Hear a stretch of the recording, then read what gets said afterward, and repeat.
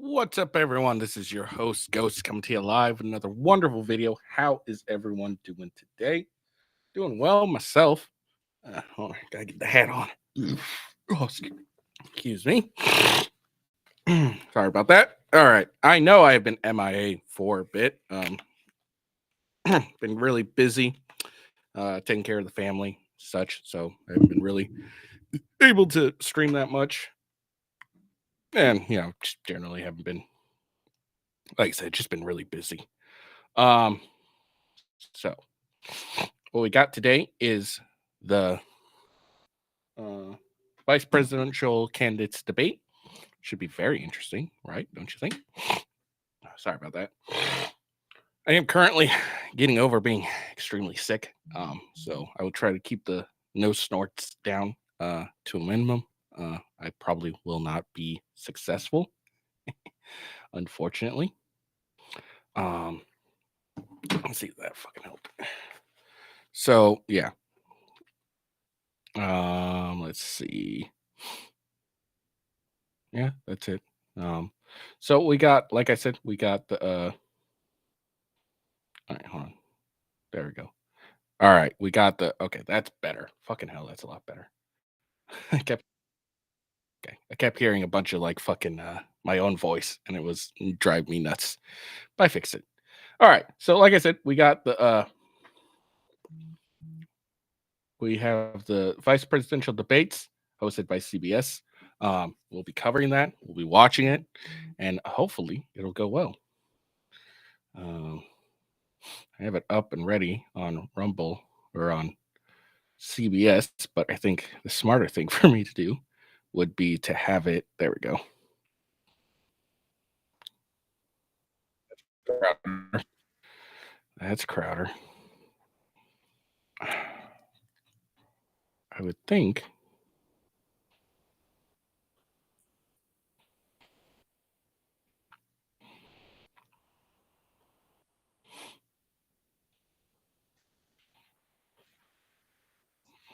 Okay, cool. All right, because I don't know if what's it called CBS will copyright strike you or not. So might as well be safer than sorry. And yeah, so we'll just stream it via the Rumbleness.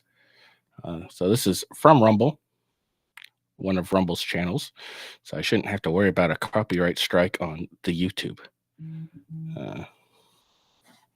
Getting tons of notifications. So what are you guys' predictions? JD Vance is, someone, yeah, it's like, yeah, people are like, yeah, 50-50 on him. I don't know too much about him, so I don't know much.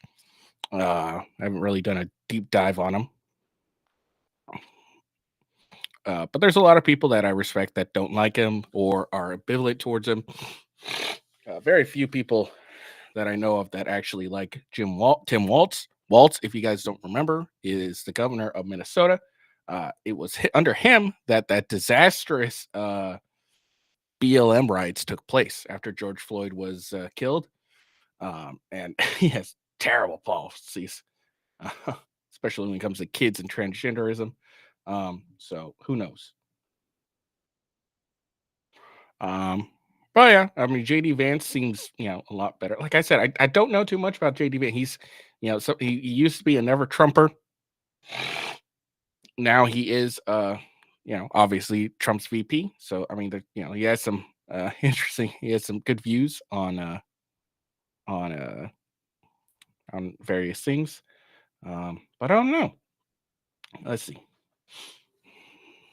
And another thing is after the Biden or the Trump Harris debates, he did a lot. He did very well at dismantling Harris without, obviously he didn't have much pushback or anything, but he did well on that.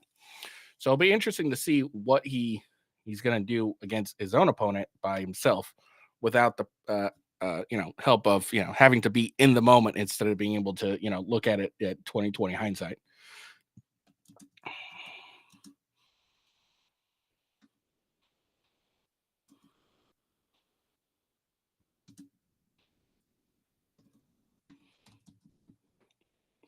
Now, and we'll see if his let's see.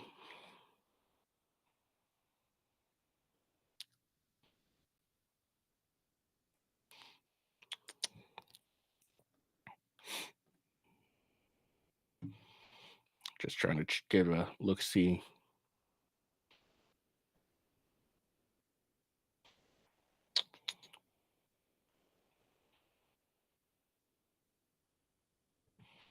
Let's see.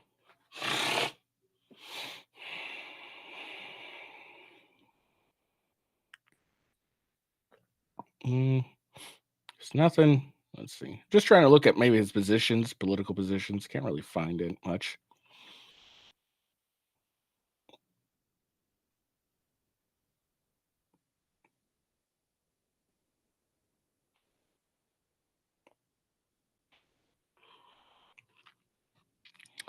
Yeah, I really got nothing. Something interesting about both of them is they're both former military.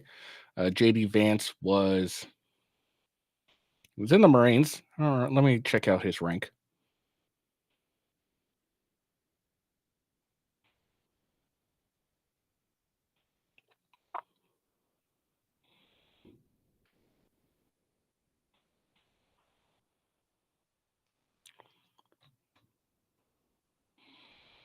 His rank was corporal, so he was an E. Was it 3? E4. And then Tim Waltz ended his career as a first sergeant, and there was some bit of controversy with Tim Waltz, as he was claiming he ended his time as a sergeant major. That turned out to be untrue, as he ended up reneging on his agreements for his becoming a sergeant major by putting in for early retirement.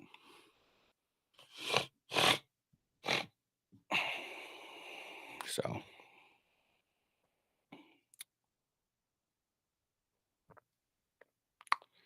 let's see.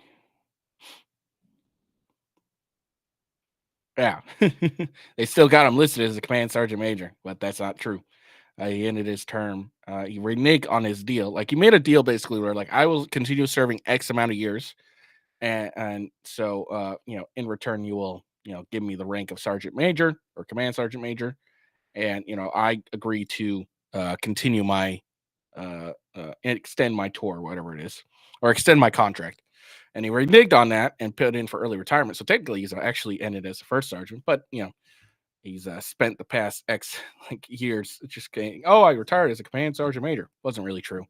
And he was also a National Guard while Vance was active duty, which kind of important distinguishment.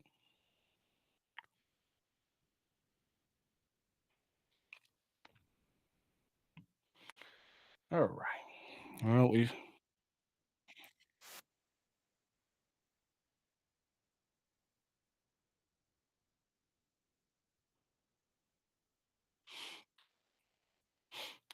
so yeah, I guess we'll see how JD Vance did. Hopefully he does better than Trump did.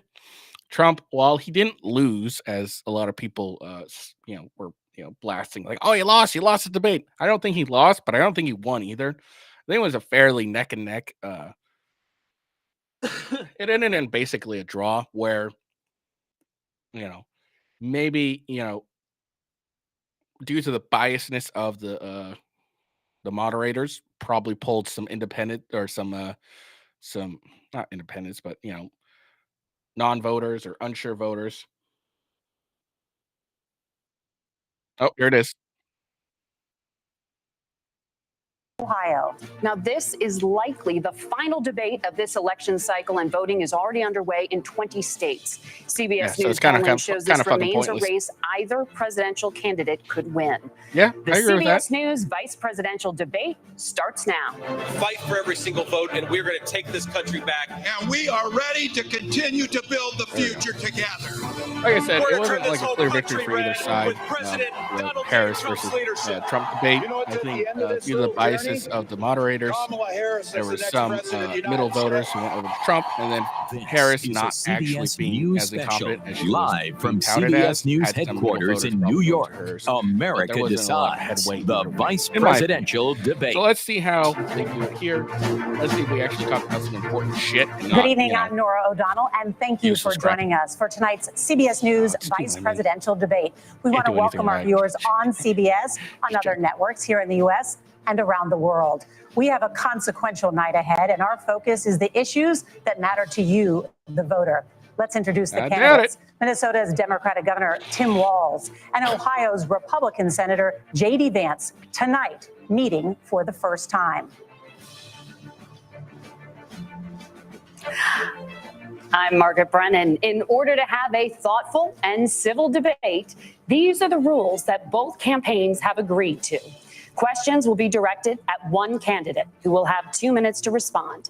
The other candidate will be allowed 2 minutes for rebuttal.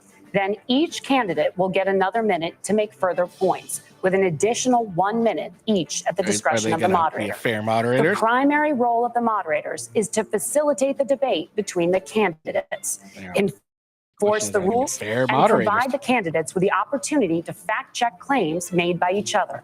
CBS News reserves the right to mute the candidates' microphones to maintain decorum. We have not shared the questions or topics with the campaigns. The stage is set. Governor, Senator, thank you for joining us. Let's get started. Tonight, our country is facing several unfolding crises. The Middle East is on the brink of war. Americans are suffering from the catastrophic impact of Hurricane Helene, and now a labor strike as 25,000 dock workers from Maine to Texas are picketing. We're going to begin tonight with the Middle East. Margaret. Thank you, Nora. Earlier today, Iran launched its largest attack yet on Israel, but that attack failed, thanks to joint U.S. and Israeli defensive action.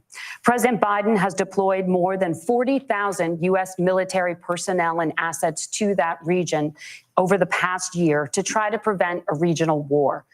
Iran is weakened, but the U.S. still considers it the largest state sponsor of terrorism in the world, and it has drastically reduced the time it would take to develop a nuclear weapon. It is down now to 1 or 2 weeks' time. Governor Walz, if you are the final voice in the Situation Room, would you support or oppose a preemptive strike by Israel on Iran? You have 2 minutes. Well, thank you. And thank you for those joining at home tonight. Let's keep in mind where this started. October 7th, Hamas terrorists massacred over 1,400 Israelis and took prisoners. Israel's ability to be able to defend itself is absolutely fundamental. Getting its hostages back, fundamental, and ending the humanitarian crisis in Gaza. But the expansion of Israel and its proxies is an absolute fundamental necessity for the United States to have the steady leadership there. You saw it experienced today, where along with our Israeli partners and our coalition, able to stop the incoming attack. But what's fundamental here is that steady leadership is going to matter. It's clear, and the world saw it on that debate stage a few weeks ago. A nearly 80-year-old Donald Trump talking about crowd sizes is not what we need in this moment. But it's not just that. It's those that were closest to Donald Trump that understand how dangerous he is when the world is this dangerous. His chief of staff, John Kelly, said that he was the most flawed human being he'd ever met. And both of his secretaries of defense and his national security advisors said he should be nowhere near the White House. Now, the person closest to them, Donald Trump, said he's unfit for the highest office. That was Senator Vance. I shouldn't care. Like, what we've seen all these guys, Vice President Harris, Harris the same guys is we've that seen Donald steady Trump leadership. hired. We've seen a calmness that is able to draw on the coalitions to bring them together. Understanding that our allies matter. When Trump our allies see Donald Trump turn towards Vladimir Putin, turn towards North Korea, when we start to see that type of fickleness around holding the coalitions together, we will stay committed. And as the vice president said today we will protect our forces and our allied forces, and there will be consequences. Governor, your time is up. Senator Vance, the same question. Would you support or oppose a preemptive strike by Israel on Iran? You have 2 minutes. So, Margaret, I want to answer the question First of all, thanks, Governor. Thanks to CBS for hosting the debate. And thanks, most importantly, to the American people who are watching this evening and caring enough about this country to pay attention to this vice presidential debate. I want to answer the question, but I want to actually give an introduction to myself a little bit because I recognize a lot of Americans don't know who either one of us are. I was raised in a working class family. My mother required food assistance for periods of her life. Really my grandmother required Social Security help to raise me. And she raised me in part because my own mother struggled with addiction for a big chunk of my early life. I went to college on the GI Bill after I enlisted in the Marine Corps and served in Iraq. And so I stand here asking to be your vice president with extraordinary gratitude for this country, for the American dream that made it possible for me to live my dreams. And most importantly, I know that a lot of you are worried about the chaos in the world and the feeling that the American dream is unattainable. I want to try to convince you tonight over the next 90 minutes that if we get better leadership in the White House, if we get Donald Trump back in the White House, the American dream is going to be attainable once again. Now, to answer this particular question, we have to remember that as much as Governor Waltz just accused Donald Trump of being an agent of chaos, Donald Trump actually delivered stability in the world, and he did it by establishing effective deterrence. People were afraid of stepping out of line. Iran, which launched this attack, has received over $100 billion in unfrozen assets thanks to the Kamala Harris administration. What do they use that money for? They use it to buy weapons that they're now launching against our allies, and God forbid, potentially launching against the United States as well. Donald Trump recognized that for people to fear the United States, you needed peace through strength. They needed to recognize that if they got out of line, the United States global leadership would put stability and peace back in the world. Now, you asked about a preemptive strike, Margaret, and I want to answer the question. Look, it is up to Israel what they think they need to do to keep their country safe, and we should support our allies wherever they are when they're fighting the bad guys. I think that's the right approach to take with the Israel question. Thank you, Senator. Governor Walz, do you care to respond to any of the allegations? Well, look, Donald Trump was in office. We'll sometimes hear a revisionist history, but when Donald Trump was in office, it was Donald Trump who we had a coalition of nations that had boxed Iran's nuclear program in, the inability to advance it. Donald Trump pulled that program and put nothing else in its place. So Iran is closer to a nuclear weapon than they were before because of Donald Trump's fickle leadership. And when Iran shot down an American aircraft in international airspace, Donald Trump tweeted, because that's the standard diplomacy of Donald Trump. And when Iranian missiles did fall near U.S. troops and they received traumatic brain injuries, Donald Trump wrote it off as headaches. Look, our allies understand that Donald Trump is fickle. He will go to whoever has the most flattery or where it makes sense to him. Steady leadership like you witnessed today, like you witnessed in April. Both Iranian attacks were repelled. Our coalition is strong, and we need the steady leadership that Kamala Harris is providing. Senator Vance, the U.S. did have a diplomatic deal with Iran to temporarily pause parts of its nuclear program, and President Trump did exit that deal. He recently said, just 5 days ago, the U.S. must now make a diplomatic deal with Iran because the consequences are impossible. Anything anyways? Did he make a mistake? You have 1 minute. Well, first of all, Margaret, diplomacy is not a dirty word, but I think that's something that Governor Waltz just said is quite extraordinary. You yourself just said Iran is as close to a nuclear weapon today as they have ever been. And Governor Waltz, you blame Donald Trump. Who has been the vice president for the last 3.5 years? And the answer is your running mate, not mine. Donald Trump consistently made the world more secure. Now, we talk about what the sequence of events that led us to where we are right now, and you can't ignore October the 7th, which I appreciate Governor Waltz bringing up. But when did Iran and Hamas and their proxies attack Israel? It was during the administration of Kamala Harris. So Governor Waltz can criticize Donald Trump's tweets, but effective, smart diplomacy and peace through strength is how you bring stability back to a very broken world. Donald Trump has already done it once before. Ask yourself at home, when was the last time, I'm 40 years old, when was the last time that an American president didn't have a major conflict break out? The only answer is during the 4 years that Donald Trump was president. Gentlemen, we have a lot to get to. Nora? Margaret, thank you. Let's turn now to Hurricane Helene. The storm could become one of the deadliest on record. More than 160 people are dead and hundreds more are missing. Scientists say climate change makes these hurricanes larger, stronger, and more deadly because of the historic rainfall. Senator Vance, according to CBS News polling, 7 in 10 Americans and more than 60% of Republicans under the age of 45 favor the U.S. taking steps to try and reduce climate change. Senator, what responsibility would the Trump administration have to try and reduce the impact of climate change? I'll give you 2 minutes. Sure. So first of all, let's start with the hurricane, because it's an unbelievable, unspeakable human tragedy. I just saw today actually a photograph of 2 grandparents on a roof with a 6-year-old child, and it was the last photograph ever taken of them because the roof collapsed and those innocent people lost their lives. And I'm sure Governor Waltz joins me in saying our hearts go out to those innocent people, our prayers go out to them, and we want as robust and aggressive as a federal response as we can get to save as many lives as possible, and then of course afterwards to help the people in those communities rebuild. I mean, these are communities that I love. Some of them I know very personally in Appalachia, all across the Southeast. They need their government to do their job. And I commit that when Donald Trump is president again, the government will put the citizens of this country first when they suffer from a disaster.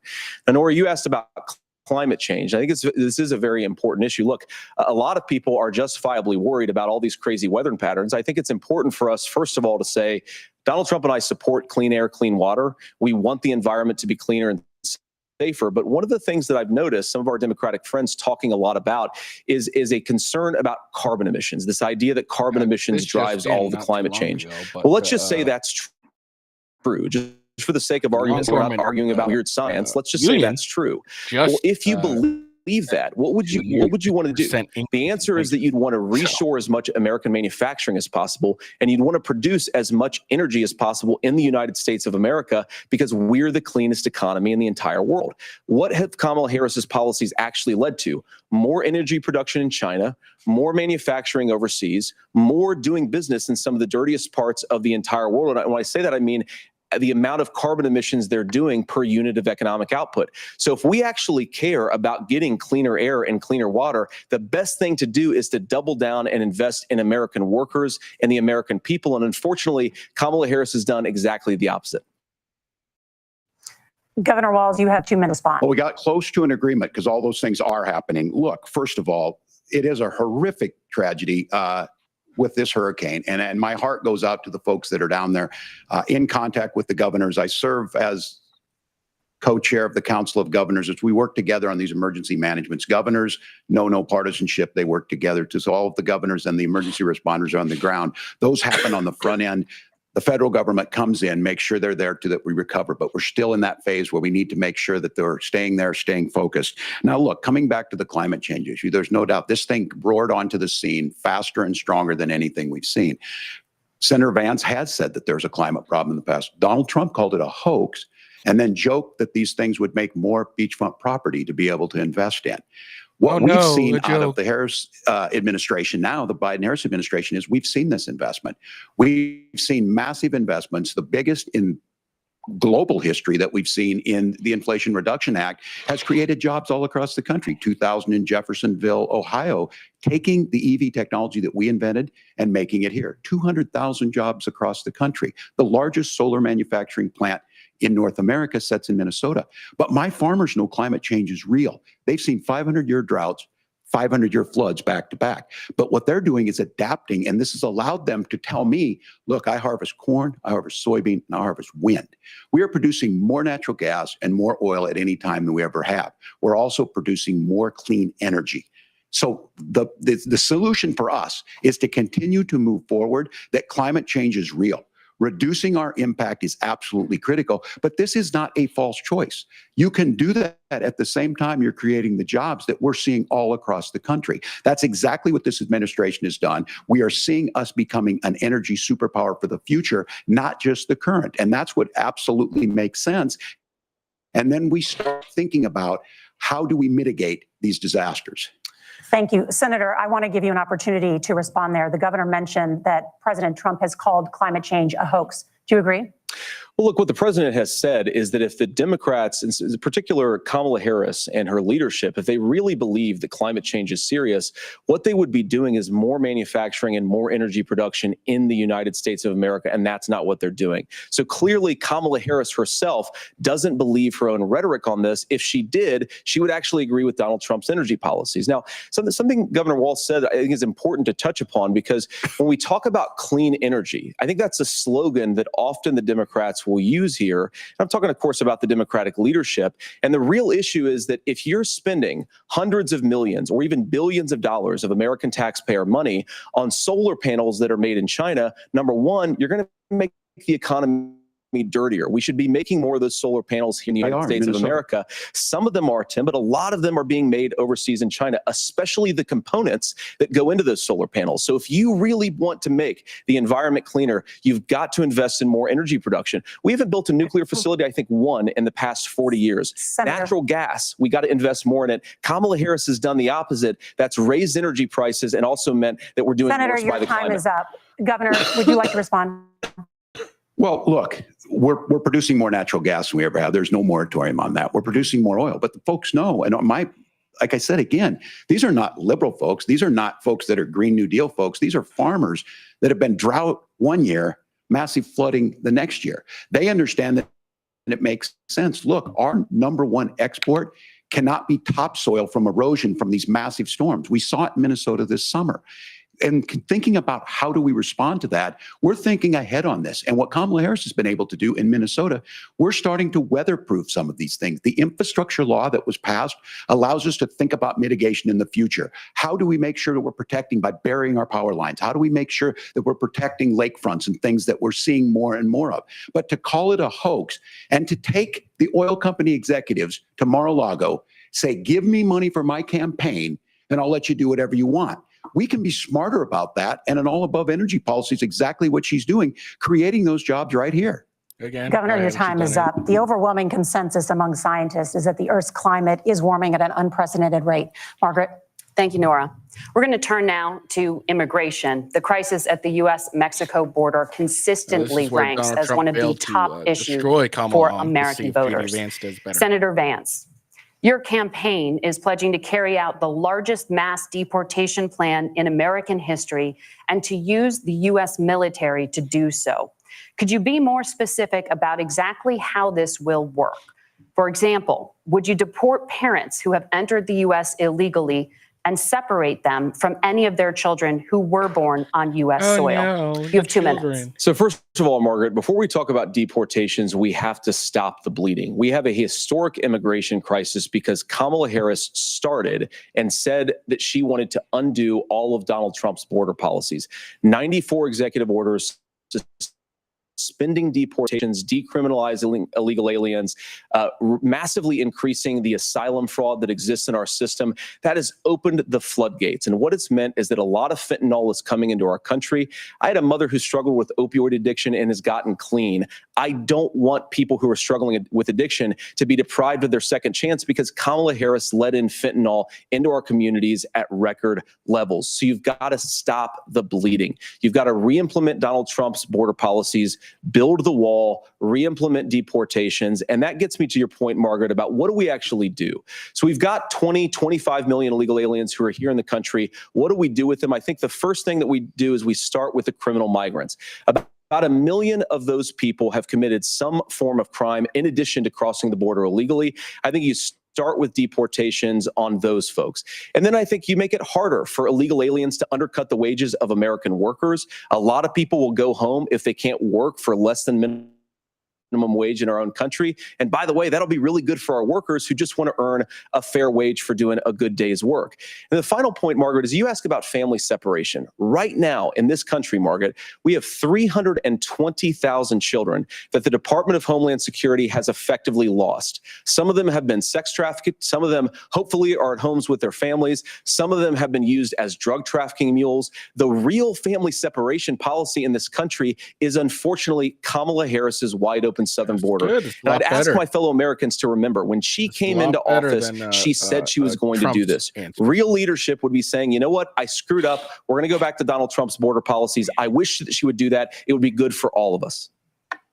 Governor, do you care to respond to any of those specific allegations, including that the vice president is, quote, letting in fentanyl and using kids as drug mules, among other things regarding children? The drug mule is not true, but I will say about the fentanyl, because this is a crisis of this, the opioid crisis. And the good news on this is the last 12 months saw the largest decrease in opioid deaths in our nation's history, 30% decrease in Ohio. But there's still more work to do. But let's go back to this on immigration. Kamala Harris was the attorney general of the largest state and a border state in California. She's the only person in this race who prosecuted transnational gangs for human trafficking and drug interventions. But look, we all want to solve this. Most of us want to solve this, and that is the United States Congress. That's the Border Patrol agents. That's the Chamber of Commerce. That's most Americans out here. That's why we had the fairest and the toughest bill on immigration that this nation's seen. It was crafted by a conservative senator from Oklahoma, James Lankford. I know him. He's super conservative, but he's a man of principle, wants to get it done. Democrats and Republicans worked on this piece of legislation. The Border Patrol said, this is what we need in here. These are the experts. And the Chamber of Commerce and the Wall Street Journal said, pass this thing. Kamala Harris helped get there. 1,500 new border agents, detection for drugs, DOJ money to speed up these the adjudications on this, just what America wants. But as soon as I was getting ready to pass and actually tackle this, Donald Trump said no, told them to vote against it because it gives him a campaign issue. It gives him to, what would Donald Trump talk about if we actually did some of these things? And they need to be done by the legislature. You can't just do this through the executive branch. Really? So look, we have the option to do this. Donald Trump had 4 years. He had 4 years to do this. And he promised you, America, how easy it would be. I'll build you a big, beautiful wall, and Mexico will pay for it. Less than 2% of that wall got built, and Mexico didn't pay a dime. But here we are again, 9 years after he came down that escalator, dehumanizing people and telling them what he was going to do. As far as the deportation plan, at one point, Senator Vance said it was so unworkable to be laughable. So that's where we're at. Pass the bill, she'll sign it. Governor, your time is up. Senator, the question was, will you separate parents from their children, even if their kids are U.S. citizens? You have 1 minute. Margaret, my point is that we already have massive child separations thanks to Kamala Harris's open border. And I didn't accuse Kamala Harris of inviting drug mules. I said that she enabled the Mexican drug cartels to operate freely in this country. And we know that they use children as drug mules, and it is a disgrace, and it has to stop. Look, I think what Tim said just doesn't pass the smell test. For 3 years, Kamala Harris went out bragging that she was going to undo Donald Trump's border policy. She did exactly that. We had a record number of illegal crossings. We had a record number of fentanyl coming into our country. And now that she's running for president, or a few months before, she says that somehow she got religion and cared a lot about a piece of legislation. The only thing that she did when she became the vice president, when she became the appointed border czar, was to undo 94 Donald Trump executive actions that opened the border. This problem is leading to massive problems in the United States of America. Parents who can't afford health care, schools that are overwhelmed. It's got to stop, and it will when Donald Trump is president again. Senator, your time is up. Governor, what about our CBS News polling, which does show that a majority of Americans, more than 50%, support mass deportations? Look, we fix this issue with a bill that is necessary. But the issue on this is what happens when you don't want to solve it. You demonize it. And we saw this. And Senator Vance, and it surprises me on this, talking about and saying, I will create stories to bring attention to this. That vilified a large number of people who were here legally in the community of Springfield. The Republican governor said, it's not true. Don't do it. There's consequences for this. There's consequences. We could come together. Senator Lankford did it. We could come together and solve this if we didn't let Donald Trump continue to make it an issue. And the consequences in Springfield were the governor had to send state law enforcement to escort kindergartners to school. I believe Senator Vance wants to solve this, but by standing with Donald Trump and not working together to find a solution, it becomes a talking point. And when it becomes a talking point like this, we dehumanize and villainize other human beings. Tim, Governor, your time is up. Senator, I'll give you 1 minute, but let me just ask you the question first. The governor has made the point, and I think as a sitting lawmaker, you know that Congress controls the purse strings and any funding. So you have said repeatedly that Donald Trump would through executive action, solve this? Do you disagree that Congress controls the purse strings and would need to support many of the changes that you would actually want to implement? You have 1 minute. Look, Margaret, first of all, the gross majority of what we need to do at the southern border is just empowering law enforcement to do their job. I've been to the southern border more than our borders are. Kamala Harris has been. And it's actually heartbreaking because the Border Patrol agents, they just want to be empowered to do their job. Of course, additional resources would help, but most of this is about the president and the vice president empowering our law enforcement to say, if you try to come across the border illegally, you've got to stay in Mexico, you've got to go back through proper channels. Now, Governor Waltz brought up the community of Springfield, and he's very worried about the things that I've said in Springfield. Look, in Springfield, Ohio, and in communities all across this country, you've got schools that are overwhelmed, you've got hospitals that are overwhelmed, We've got housing that is totally unaffordable because we brought in millions of illegal immigrants to compete with Americans for scarce homes. The people that I'm most worried about in Springfield, Ohio, are the American citizens who have had their lives destroyed by Kamala Harris's open border. It is a disgrace, Tim. And I actually think, I agree with you. I think you want to solve this problem, but I don't think that Kamala Harris does. Senator, your time is up. Governor, you have 1 minute to respond. Yeah, well, it is law enforcement that asked for the bill. They helped craft it. They're the ones that supported it. That's because they know we need to do this. Look, this issue of continuing to bring this up, of not dealing with it, of blaming migrants for everything. On housing, we could talk a little bit about Wall Street speculators buying up housing and making them less affordable, but it becomes a blame. Look, this bill also gives the money necessary to adjudicate. I agree. It should not take 7 years for an asylum claim to be done. This bill gets it done in 90 days. Then you start to make a difference in this, and you start to adhere to what we know, American principles. Look, I don't talk about my faith a lot, but Matthew 25:40 talks about, to the least amongst us, you do unto me. I think that's true of most Americans. They simply want order to it. This bill does it. It's funded. It's supported by the people who do it. And it lets us keep our dignity about how we treat other people. Thank you, Governor. And just to clarify for our viewers, Springfield, Ohio does have a large number of Haitian migrants who have legal status, temporary protected status. Well, Margaret, but thank you, Senator. We have so much to get to. Margaret, I think it's important because we're going to turn out of the economy. Thank Margaret, you. Look, the rules were that you guys weren't going to fact check, and since you're fact checking me, I think it's important to say what's actually going on. So there's an application called the CBP One app, where you can go on as an illegal migrant, apply for asylum or apply for parole, and be granted legal status at the wave of a Kamala Harris open border wand. That is not a person coming in, applying for a green card and waiting for 10 years. That is the facilitation of illegal immigration, Margaret, by our own leadership. Thank you, Senator, for describing the legal process. We have so much to get to, Senator. Those laws have been on the books since 1990.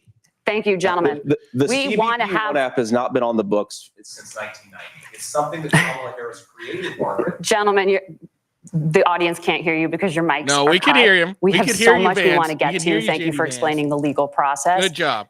Good job on Thank you, Margaret. You didn't let me get away. The economy is a top concern for voters. Each of your campaigns has released an economic plan. So let's talk about the specifics.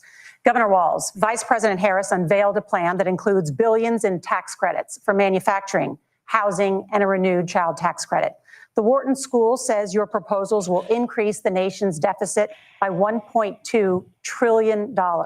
How would you pay for that without ballooning the deficit? Governor, I'll give you 2 minutes. Yeah, thank you. And Kamala Harris and I do believe in the middle class because that's where we come from. We both grew up in that. We understand. So those of you out there listening tonight, you're hearing a lot of stuff back and forth, and it's good. It's healthy. That's what this is supposed to happen. You should be listening. How's this going to impact me? The bold forward plan that Kamala Harris put out there is talking about this housing issue. The one thing is there's 3 million new houses proposed under this plan with down payment assistance on the front end to get you in a house. A house is much more than just an asset to be traded somewhere. It's foundational to where you're at.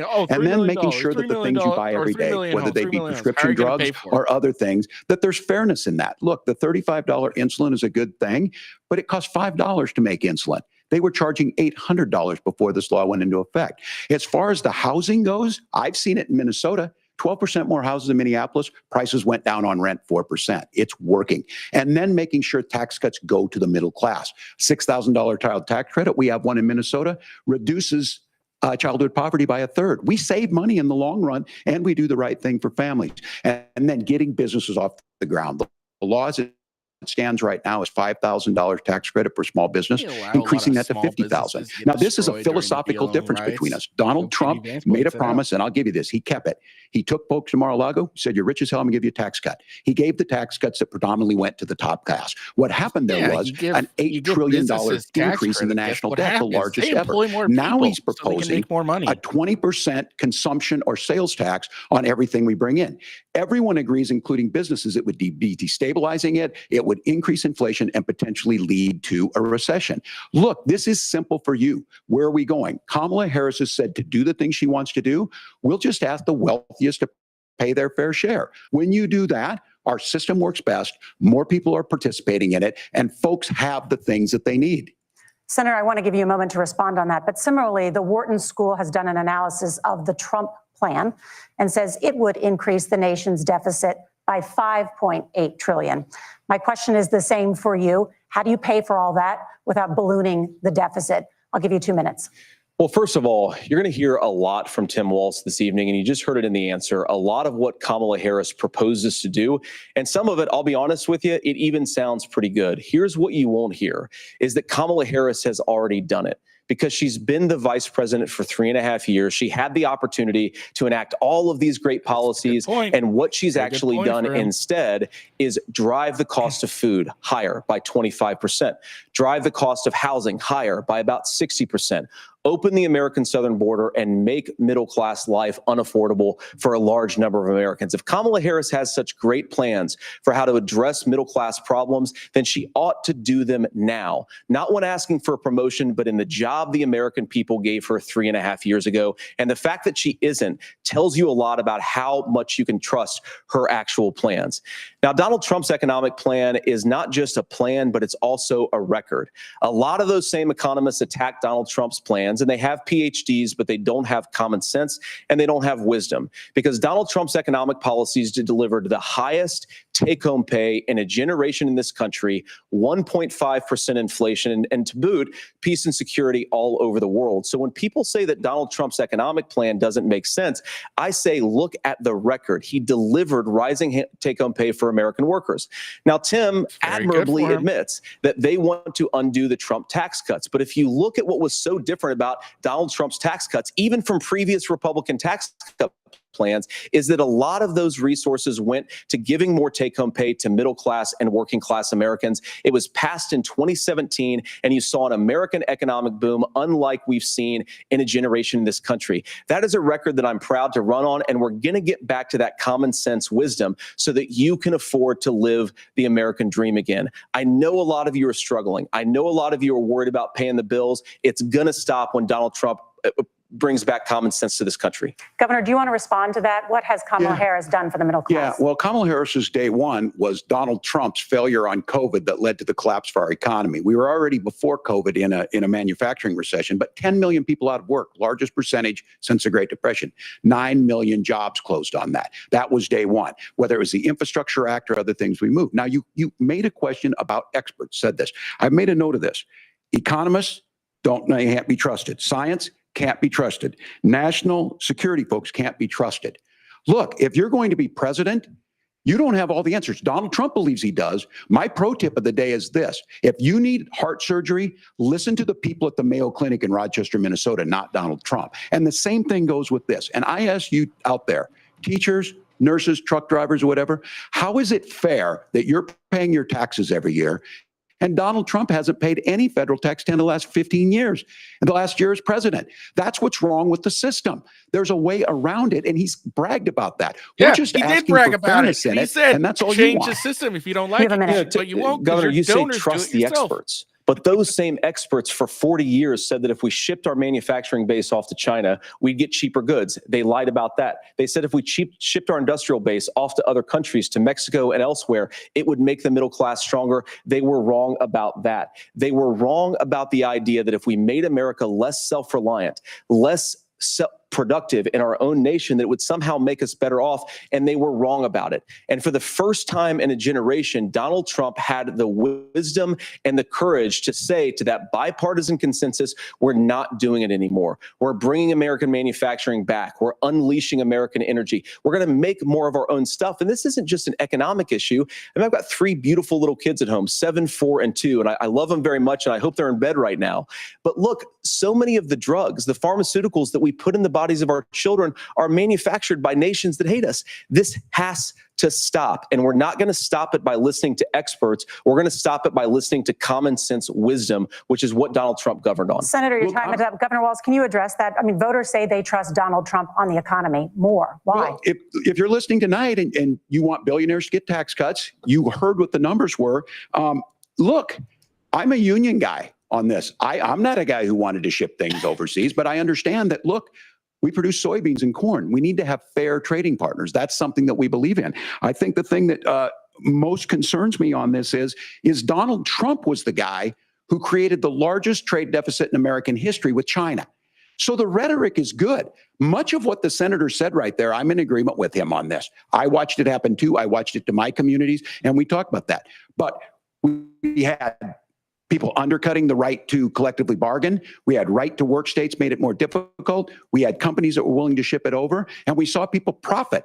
Folks that are venture capital in some cases, putting money into companies that were overseas. We're in agreement that we bring those home. The issue is Donald Trump is talking about it. Kamala Harris has a record, 250,000 more manufacturing jobs just out of the IRA. May I respond to that? Yes.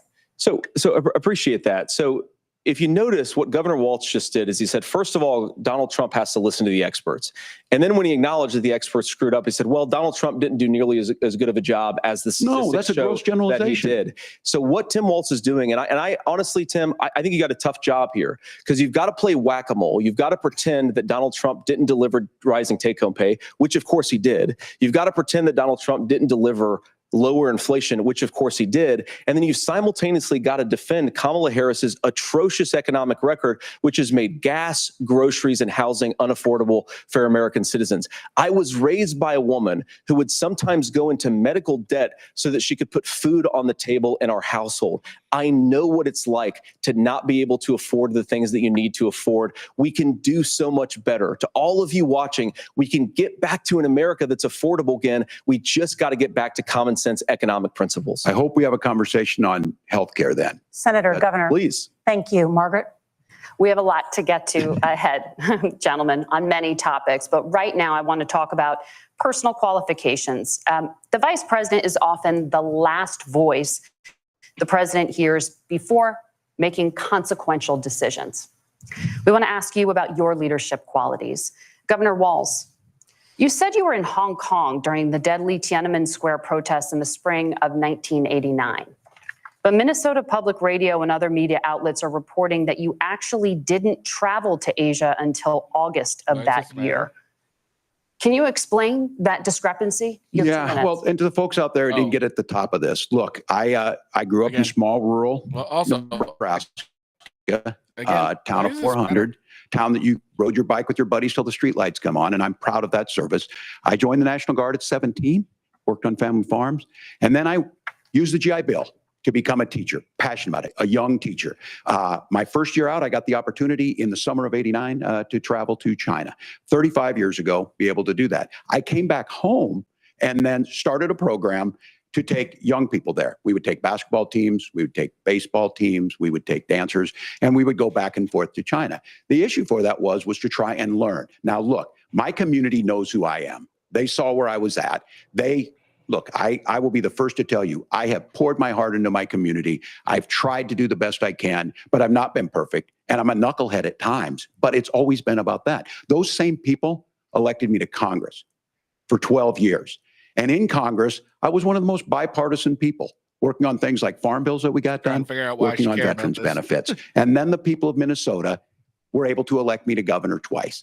So look, my commitment has been from the beginning to make sure that I'm there for the people, to make sure that I get this right. I will say more than anything. Many times I will talk a lot. I will get caught up in the rhetoric. But being there, the impact it made, the difference it made in my life, I learned a lot about China. I hear the critiques of this. I would make the case that Donald Trump should have come on one of those trips with us. I guarantee you he wouldn't be praising Xi Jinping about COVID.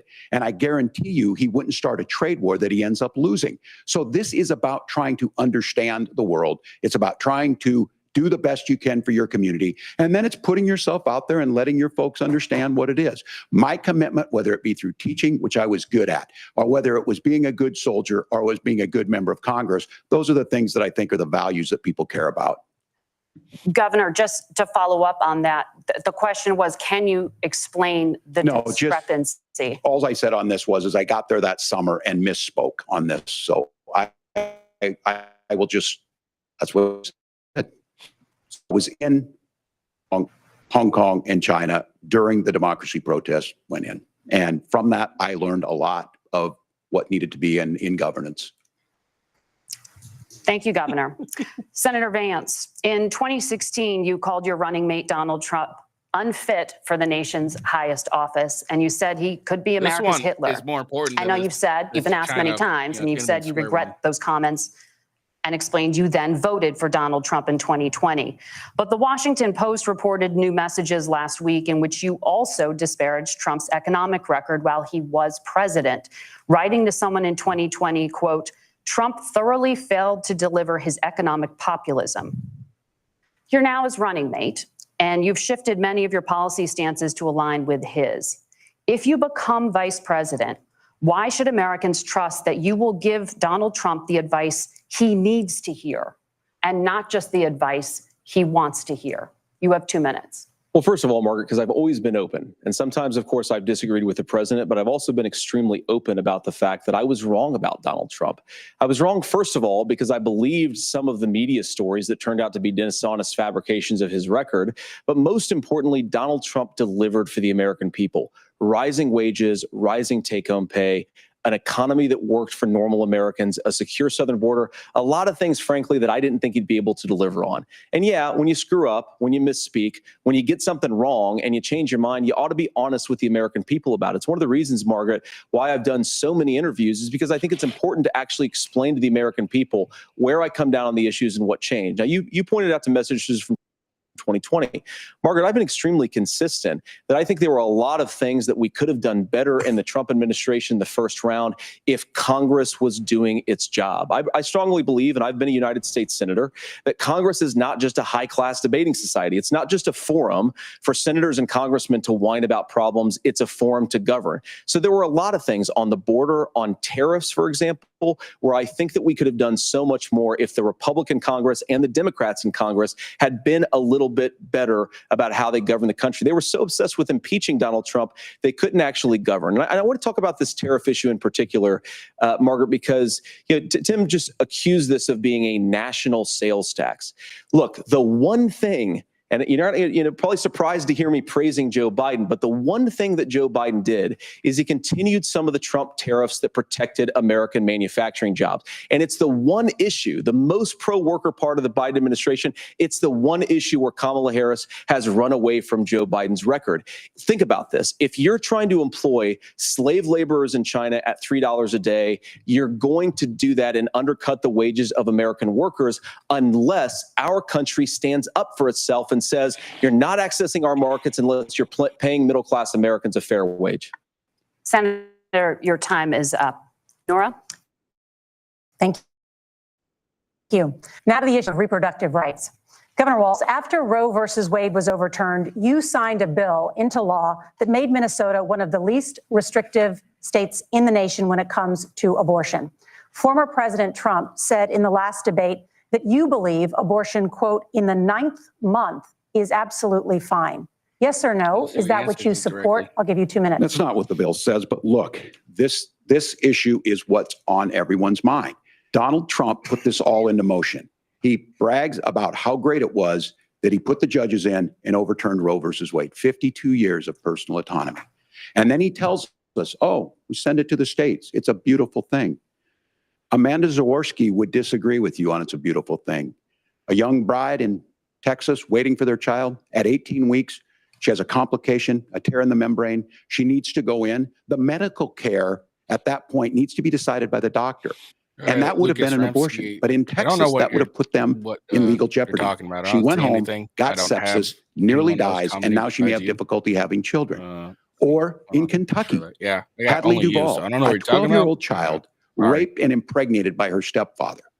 Those are horrific. Now, when God asked about that, Senator Vance said 2 wrongs don't make a right. There is no right in this. So in Minnesota, what we did was restore Roe versus Wade. We made sure that we put women in charge of their health care. But look, this is not where, if you don't know Amanda or a Hadley, you soon will. Their Project 2025 is going to have a registry of pregnancies. It's going to make it more difficult, if not impossible, to get contraception and limit access, if not eliminate access to infertility treatments. For so many of you out there listening, me included, infertility treatments are why I have a child. That's nobody else's business, but those things are being proposed. And the catch-all on this is, well, the states will decide what's right for Texas might not be right for Washington. That's not how this works. This is basic. That's exactly how it works. What are you talking about? It's not a basic human right to kill a kid. Skyrocket in Texas, outpacing many other countries in the world. This is about healthcare. In Minnesota, we are ranked first in healthcare for a reason. We trust women. We trust doctors. Senator, do you want to respond to the governor's claim? Will you create a federal pregnancy monitoring agency?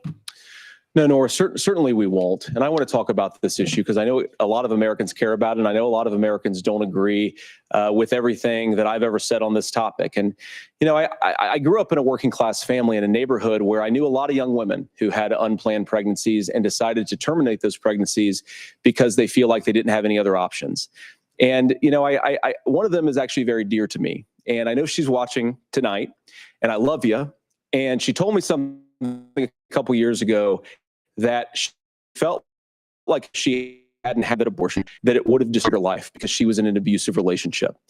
And I think that what I take from that as a Republican who proudly wants to protect innocent life in this country, who proudly wants to protect the vulnerable, is that my party, we've got to do so much better of a job at earning the American people's trust back on this issue where they frankly just don't trust us. And I think that's one of the things that Donald Trump and I are endeavoring to do. I want us as a Republican Party to be pro-family in the fullest sense of the word. I want us to support fertility treatments. I want us to make it easier for moms to afford to have babies. I want it to make it easier for young families to afford a home so they can afford a place to raise that family. And I think there's so much that we can do on the public policy front just to give women more options. Now, of course, Donald Trump has been very clear that on the abortion policy specifically, that we have a big country and it's diverse. And California has a different viewpoint on this than Georgia. Georgia has a different viewpoint from Arizona. And the proper way to handle this, as messy as democracy sometimes is to let voters make these decisions, let the individual states make their abortion policy. And I think that's what makes the most sense in a very big, a very diverse, and let's be honest, sometimes a very, very messy and divided country. Governor, would you like to respond and also answer the question about restrictions? Yeah, well, the question got asked and Donald Trump made the accusation that wasn't true about Minnesota. Well, let me tell you about this idea that there's diverse states. There's a young woman named Amber Thurman. She happened to be in Georgia, a restrictive state. Because of that, she had to travel a long distance to North Carolina to try and get her care. North Carolina is a long distance? Amber Thurman died in that journey back and forth. The fact of the matter is, how can we as a nation say that your life and your rights, as basic as the right to control your own body, is determined on geography? There's a very real chance had Amber Thurman lived in Minnesota, she would be alive today. In North Carolina. That's why the restoration of Roe versus Wade. When you listen to Vice President Harris talk about this subject and you hear me talk about it, you hear us talking exactly the same. Donald Trump is trying to figure out how to get the political right of this. I agree with a lot of what Senator Vance said about what's happening. His running mate, though, does not, and that's the problem. Governor, your time is up. Senator, let me ask you about that. He mentioned, it was, I think, referring to a national ban. In the past, you have supported a federal ban on abortion after 15 weeks. In fact, you said if someone can't support legislation like that, quote, you are making the United States the most barbaric pro-abortion regime anywhere in the entire world. My question is, why have you changed your position? Well, Nora, first of all, I never supported a national ban. I did when I was running for Senate in 2022 talk about setting some minimum national standard. For example, we have a partial birth abortion ban in place in this country at the federal level. I don't think anybody's trying to get rid of that, or at least I hope not, though I know that Democrats have taken a very radical pro-abortion stance. But Nora, one of the things that changed is in the state of Ohio, we had a referendum in 2023, and the people of Ohio voted overwhelmingly, by the way, against my position.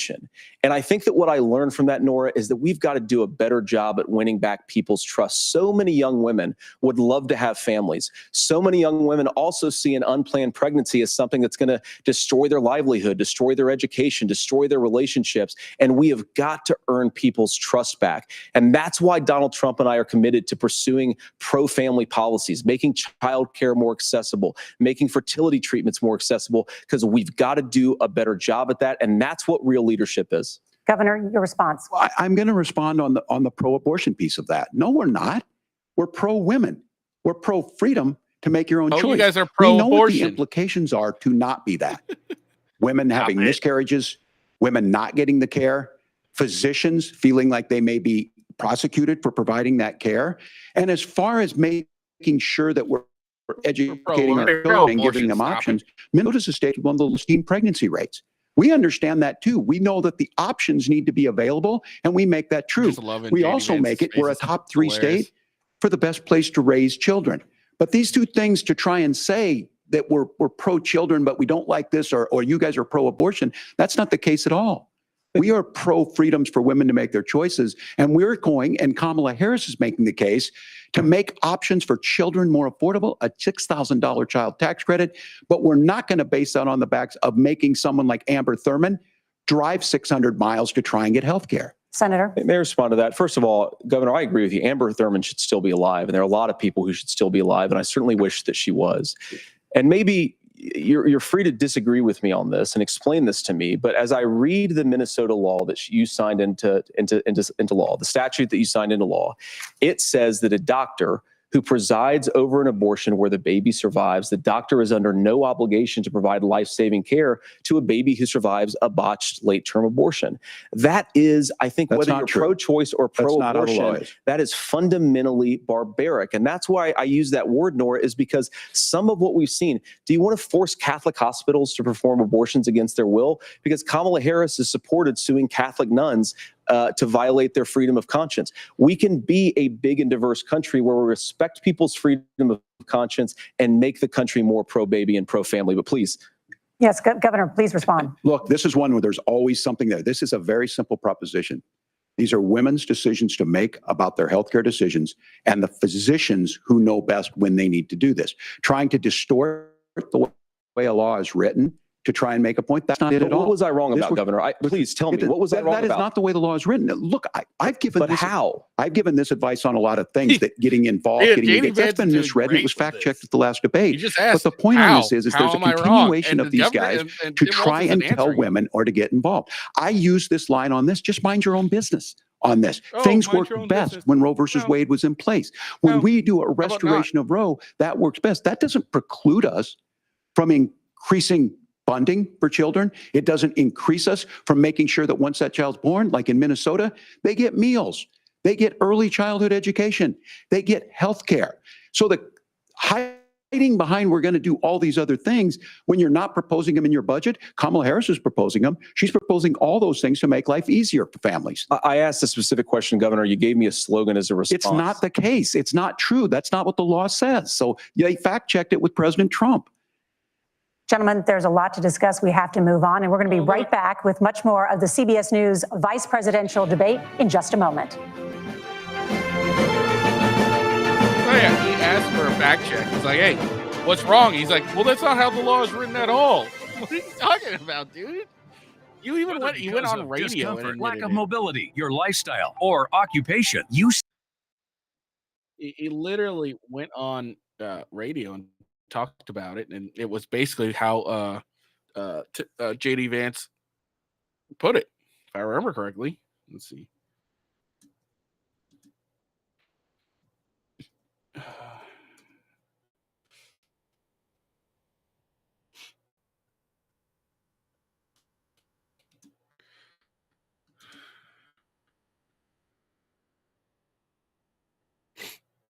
Because I'm the one streaming?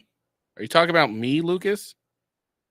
Oh, you're just trolling. Okay, I see. You're just trolling. All right, well, guess what? You don't have to watch. Go somewhere else. I don't give two shits.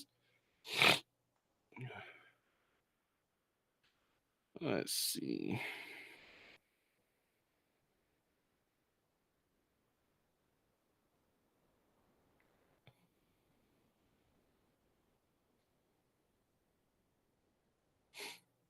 Go on to CBS and watch it there. I don't care. Fuck, get the fuck out of here. Like, who the fuck cares what you think? You're the one watching my show.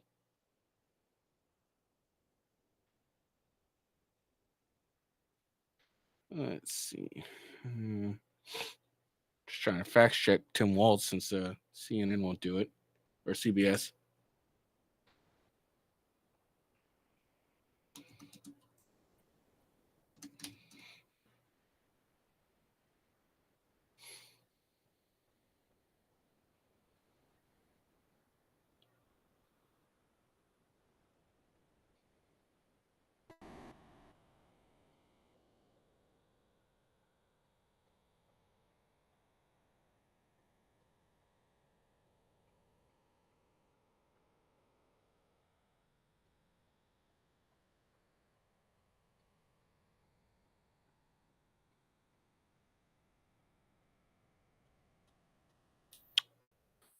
Let's see.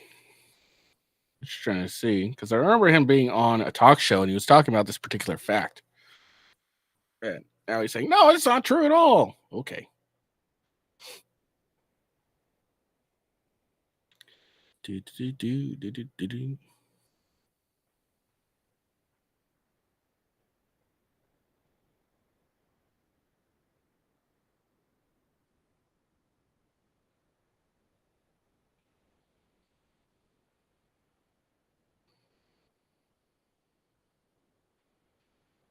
All right. Well, apparently it's just going to be difficult. Oh, Lord.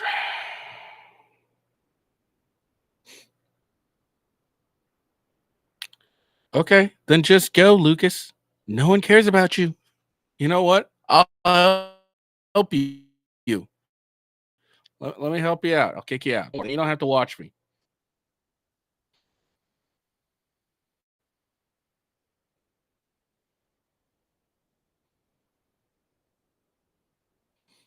You don't have to listen to my nagging then. What kind of insane guy comes into someone else's channel and then tries and bitches about them talking? It's weird. Well, here, I'll put you in timeout since I don't know how to ban you. No, I just deleted your message there. Or I'll just hide you. There you go. There you go. There you go, Lucas. Bye-bye. Like, what the fuck? What a loser.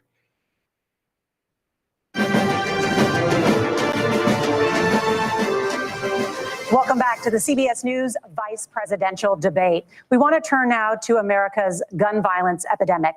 The leading cause of death for children and teens in America is by firearms. Senator Vance, you oppose most gun legislation that Democrats claim would curb gun violence. You oppose red flag gun laws and legislation to ban certain semi-automatic rifles, including AR-15s.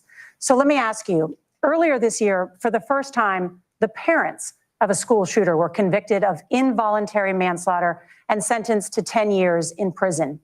Do you think holding parents responsible could curb mass shootings? I'll give you 2 minutes. Yeah, well, Nora, on that particular case, I don't know the full details, but I certainly trust local law enforcement and local authorities to make those decisions. I think in some cases the answer is going to be yes, and in some cases the answer is going to be no. And the details really matter here, of course. For example, if a kid steals a gun, that's going to be different than if a parent hands over a gun knowing that their kid is potentially dangerous. But look, I want to just sort of speak as a father of 3 beautiful little kids, and our oldest is now in 2nd grade. And like a lot of parents, we send our kids to school with such hope and such joy and such pride at their little faces on the first day of school. And we know, unfortunately, that a lot of kids are going to experience this terrible epidemic of gun violence. And of course, our hearts go out to the families that are affected by this terrible stuff. And we do have to do better. And I think that Governor Waltz and I actually probably agree that we need to do better on this. The question is just, how do we actually do it? Now, here's something that really bothers me and worries me about this epidemic of violence. The gross majority, close to 90% in some of the statistics I've seen, of the gun violence in this country is committed with illegally obtained firearms. And while we're on that topic, we know that thanks to Kamala Harris's open border, we've seen a massive influx in the number of illegal guns run by the Mexican drug cartel. So that number, the amount of illegal guns in our country is higher today than it was 3.5 years ago. But what do we do about the schools? What do we do to protect our kids? And I think the answer, and I say this not loving the answer, because I don't want my kids to go to school in a school that feels unsafe or where there are visible signs of security. But I unfortunately think that we have to increase security in our schools. We have to make the doors lock better. We have to make the doors stronger. We've got to make the windows stronger. And of course, we've got to increase school resource officers, because the idea that we can magically wave a wand and take guns out of the hands of bad guys, it just doesn't fit with recent experience. So we've got to make our schools safer. And I think we've got to have some common sense bipartisan solutions for how to do that. Governor, you have 2 minutes. Well, I think all the parents watching tonight, this is your biggest nightmare. Look, I got a 17-year-old and he witnessed a shooting at a community center playing volleyball. Those things don't leave you. As a member of Congress, I sat in my office surrounded by dozens of the Sandy Hook parents, and they were looking at my 7-year-old picture on the wall. Their 7-year-old were dead. And they were asking us to do something. And look, I'm a hunter. I own firearms. The vice president is. We understand that the Second Amendment is there, but our first responsibility is to our kids to figure this out. In Minnesota, we've enacted enhanced red flag laws, enhanced background checks, and we can start to get data. But here's the problem. If we really want to solve this, we've got folks that won't allow research to be even done on gun violence. And this idea maybe because that you we guys should lie just about live it with all it, the time. and I here's what I do think, that this is a good start to the conversation. I 100% believe that Senator Vance hates it when these kids, it's abhorrent and it breaks your heart. I agree with that. But that's not far enough when we know there are things that work. I've spent time in Finland and seen some Finnish schools. Notice how they don't have this Vance happen. Even though they have a high gun ownership rate in the country, there are reasonable things that we can do to make a difference. It's not infringing on your Second Amendment. Yes, and the idea to have some of these weapons out there, it just doesn't make any sense. Kamala Harris, as an attorney general, worked on this issue. She knows that it's there. No one's trying to scaremonger and say we're taking your guns, but I ask all of you out there, do you want your schools hardened to look like a fort? Is that what we have to go when we know there's countries around the world that their children aren't practicing these types of drills? They're being kids. We owe it to them to get a fix. These are things that shouldn't be that difficult. You can still keep your firearms, and we can make a difference. We have to. If you're listening tonight, this breaks your heart. J.D. Vance actually... Tim, first of all, I didn't know that your 17-year-old witnessed a shooting. I'm sorry about that, and I hope that you're doing okay. Christ have mercy. It is awful. And I appreciate what Tim said, actually, about Finland, because I do think it illustrates some of the frankly, weird differences between our own country's gun violence problem and in Finland. Okay, first of all, we have way higher rates of mental health abuse or mental health substance abuse. We have way higher rates of depression, way higher rates of anxiety. We unfortunately have a mental health crisis in this country that I really do think that we need to get to the root causes of, because I don't think it's the whole reason why we have such a bad gun violence problem, but I do think it's a big piece of it. Look, another driver of the gun violence epidemic, especially that affecting our kids, it doesn't earn as many headlines, but is the terrible gun violence problem in a lot of our big cities. And this is why we have to empower law enforcement to arrest the bad guys, put them away, and take gun offenders off the streets. I think there's a whole host of things that we can do here, but I do think at our schools we've got to talk about more security. Senator, thank you. Governor, you previously opposed an assault weapons ban, but only later in your political career did you change your position. Why? Yeah, I sat in that office with those Sandy Hook parents. I've become friends with school shooters. I've seen it. Look, the NRA, I was an NRA guy for a long time. They used to teach gun safety. I'm of an age where my shotgun was in my car so I could pheasant hunt after football practice. That's not where we live today. And several things I want to mention on this. Is the number of talking about cities and where it's at. Talked about the mental health number issues. one, where the most firearm deaths happen in Minnesota are rural suicides. And we have an epidemic of children getting guns and shooting themselves. And so we have, and we should look at all of the issues, making sure folks have health care and all that. But I want to be very careful. This idea of stigmatizing mental health, just because you have a mental health issue doesn't mean you're violent. And I think what we end up doing is we start looking for a scapegoat. Sometimes it just is the guns. No, it's just not. The guns, and there are things that you can do about it. No, it's but not. I do think that this is one, and I think this is a healthy conversation. It's not just I think there's a capacity to find solutions on this that work, protect Second Amendment, protect our children. That's our priority. Gentlemen, thank you. Margaret? Thank you, Nora. Let's turn now to the top contributor to inflation, the high cost of housing and rent. Difference of the night. There's a shortage of more than 4 million homes in the United States, and that contributes to the high housing crisis. Governor Waltz, the Harris campaign promises a $25,000 down payment assistance for first-time home buyers and a $10,000 tax credit. They also promise to build 3 million new homes. Where are you building these homes, and won't handing out that kind of money just drive up prices higher? No, it's not handing out. We have, first, let me say this issue of housing, and I think those of you listening on this, the problem we've had is that we've got a lot of folks that see housing as another commodity. It can be bought up, it can be shifted, it can be moved around. Those are not folks living in those houses. Those of you listening tonight, that house is a big deal. I bought and owned one house in my life. My mom still lives in the house where I was. And when I think of a house, I'm thinking of Christmas services after midnight mass where you go with your family. We need to make it more affordable. And one of the things, as I said, this program that the vice president is pushing forward and bringing a new way of approaching this is something we're doing in Minnesota from that lead. We in the state invested in making sure our housing was the biggest investment that we'd ever made in housing. It starts to make it easier. We cut some of the red tape. Local folks, look, we can't do it at the federal level, but local folks make it easier to build those homes. And then that down payment assistance. I can tell all of you out there, certainly for me, using the GI Bill was one thing, but a veteran's home loan, the big thing about a veteran's home loan is you don't have to pay the down payment. Appreciate it. Those are things that make it there. Now, look, you're going to pay it back and you're going to pay your mortgage. Those are things that we know in the long run, the appreciated value, the generational wealth that's created from it. And I will give Minneapolis an example. Minneapolis is the one city where we've seen the lowest inflation rates. We've seen a 12% increase in stock because we've put some of these things in, and we're implementing a state program to make sure we give some of that down payment assistance. We get it back from people because here's what we know. People with stable housing end up with stable jobs. People with stable housing have their kids able to get to school. All of those things in the long run end up saving our money. And that's the thing that I think we should be able to find some common ground in, but we can't blame immigrants for the only reason. That's not the case that's happening in many cities. The fact of the matter is that we don't have enough naturally affordable housing, but we can make sure that the government's there to help kickstart it, create that base. Governor, your time is up. Senator Vance, as far as your campaign's position, the promise is to seize federal lands to build homes, remove regulation, provide tax breaks, and cut back on immigration, which you say pushes up prices.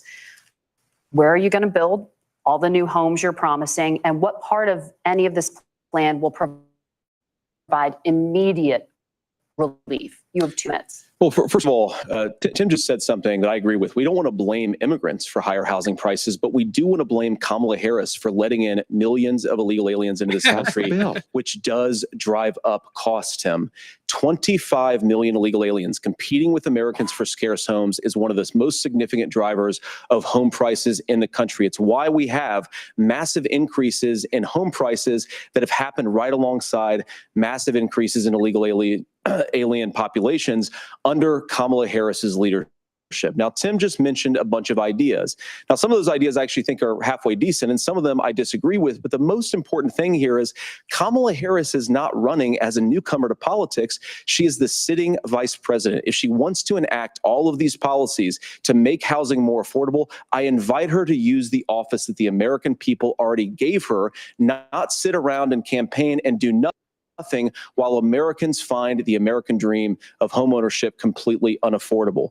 Now, you asked, Margaret, what would immediately change the equation for American citizens if you lower energy prices? As Donald Trump says, drill baby drill, one of the biggest drivers how it costs us from illegal immigration is, think about it. If a truck driver is paying 40% more for diesel, then the lumber he's delivering to the job site to build a house is also going to become a lot more expensive. If we open up American energy, you will get immediate pricing relief for American citizens, not, by the way, just in housing, but in a whole host of other economic goods too. Senator Vance, you still have 23 seconds there. Do you want to answer? Can I have it? Where, yeah, Governor, we will get to you in a moment. But Senator, where are you going to seize the federal lands? Can you clarify? Well, what Donald Trump has said is we have a lot of federal lands that aren't being used for anything. They're not being used for national park. They're not being used, and they could be places where we build a lot of housing. And I do think that we should be opening up building in this country. We have a lot of land that could be used. We have a lot of Americans that need homes. We should be kicking out illegal immigrants who are competing for those homes, and we should be building more homes for the American citizens who deserve to be here. Senator, your time is up. Governor, I do want to let you respond to the allegation that the Vice President is letting in. How they're going to come up with. Of course, it's not true. And again, you have the facts. I guess we agreed not to fact check. I'll check it. That, look, crossings are down compared to when Donald Trump left office. But it's, again, blaming and not trying to find the solution. I was going to ask, though, on this question, are we going to drill and build houses in the same federal land?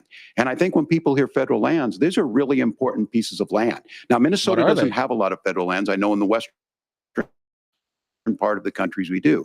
There's not a lot of federal lands in and around Minneapolis, for example. So the issue is I don't understand the federal lands issue unless we see this, and I worry about this as someone who cares deeply about our national parks and our federal lands. Look, Minnesota, we protect these things. We've got about 20% of the world's fresh water. These lands protect. They're there for a reason. They belong to all of us. But again, this is when you view housing and you view these things as commodities. Like, there's a chance to make money here. Let's take this federal land and let's sell it to people for that. I think there's better ways to do this. We've seen it in Minnesota. We're able to refurbish some of these houses. We're able to make some investments. That gets people in. And I'm still on the fact on this.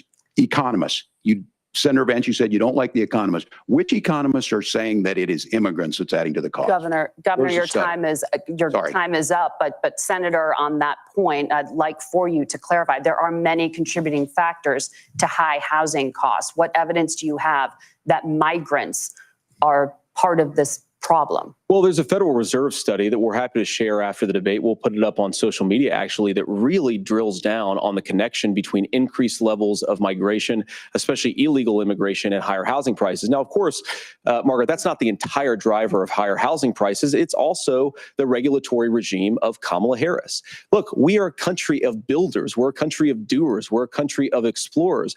But we increasingly have a federal administration that makes it harder to develop our resources, makes it harder to build things, and wants to throw people in jail for not doing everything exactly as Kamala Harris says they have to do. And what that means is that you have a lot of people who would love to build homes who aren't able to build homes. I actually agree with Tim Waltz. We should get out of this idea of housing as a commodity. But the thing that has most turned housing into a commodity is giving it away to millions upon millions of people who have no legal right to be here. What are the federal regulations? I deal with this as a governor. You can very quickly reply. I'm sorry. I get this as a governor, and I don't necessarily disagree with that in some cases, many of those are local, many of them are state. I don't know which ones are federal, but I think whenever we talk regulations, people think they can get rid of them. I think you want to be able to get out of your house in a fire. I think you want to make sure that it's for proof and those type of things. So which are the regulations? Because the vice president's not responsible for those. Congress writes those. Governor, thank you. Gentlemen, we have a lot to get to. You're passionate about the housing crisis, I can tell. But Nora? Thank you. One of the top problems facing Americans is the high cost of health care.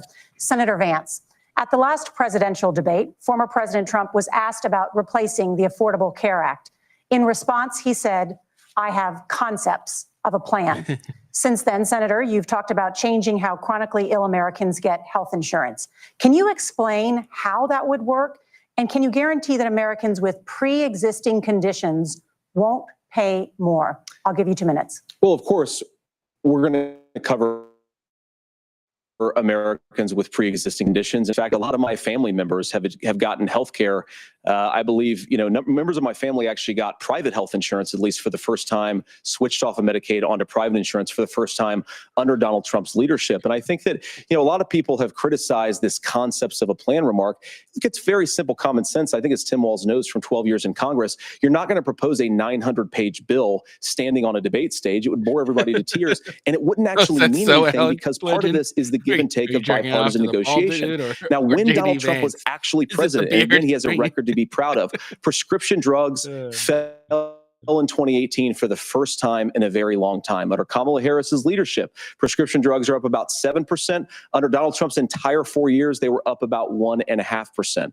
He introduced pricing transparency. Think about healthcare. You go into a hospital, you try to buy something, and nobody knows what it actually costs. That price transparency will actually give American consumers a little bit more choice and will also drive down costs. And we talked about, the reinsurance regulations is what I was talking about. Look, Donald Trump has said that if we allow states to experiment a little bit on how to cover both the chronically ill, but the non-chronically ill, it's not just a plan. He actually implemented some of these regulations when he was president of the United States. And I think you can make a really good argument that it salvaged Obamacare, which was doing disastrously until Donald Trump came along. And I think this is an important point about President Trump. Of course, you don't have to agree with everything that President Trump has ever said or ever done. But when Obamacare was crushing under the weight of its own regulatory burden and healthcare costs, Donald Trump could have destroyed the program. Instead, he worked in a bipartisan way to ensure that Americans had access to affordable care. It's not perfect, of course, and there's so much more that we can do, but I think that Donald Trump has earned the right to put in place some better healthcare policies. He's earned it because he did it successfully the first time. Governor? All right, here's where being an old guy gives you some history. I was there at the creation of the ACA. And the reason it was so important is I come from a major healthcare state, home of the Mayo Clinic, home to Medical Alley, 3M, Medtronic, all of those. We understand healthcare. It's why we're ranked first on affordability and accessibility and quality of healthcare. And so what I know is under Kamala Harris, more people are covered than they have before. And those of you listening, this is critical to you. Now, Donald Trump all of a sudden wants to go back and remember this. He ran on the first thing he was going to do on day one was to repeal Obamacare. On day one, he tried to sign an executive order to repeal the ACA.